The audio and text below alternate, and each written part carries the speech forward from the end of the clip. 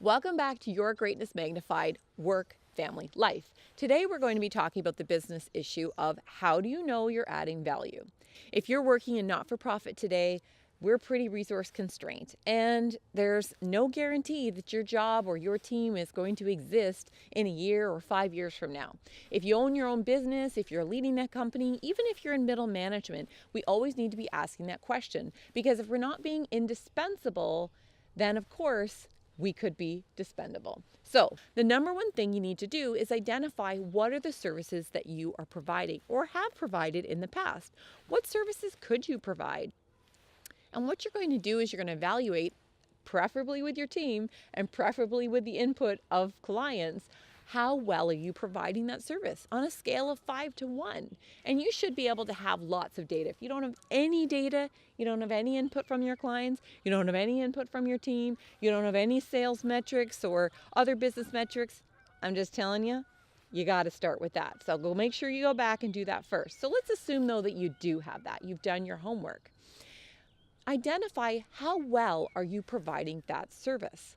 The next thing is, I want you to look at all of the clients in which you could possibly be providing that service to. And that's your next layer of analysis.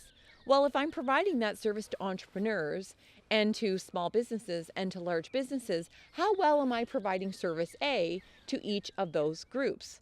Now, even for those of you who are watching this who know who your ideal customer is, some of you may be calling that your avatar.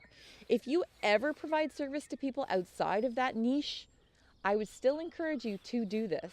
And for those of you who are considering expanding outside of that area, this is an important first step before you go ahead and do that.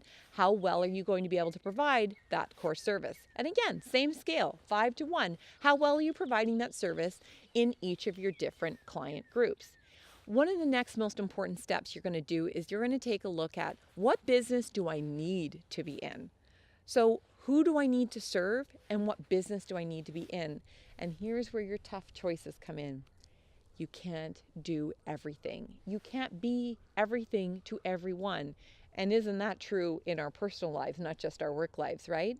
You're going to have to make some tough choices with your team about which clients you're going to continue to serve and what services you're going to provide. So I encourage you to take this tool, all the steps that are outlined in there, even more than what we've been able to talk about in this vlog, and be really serious about making sure you're serving the right folks and you're serving them the best way that you can.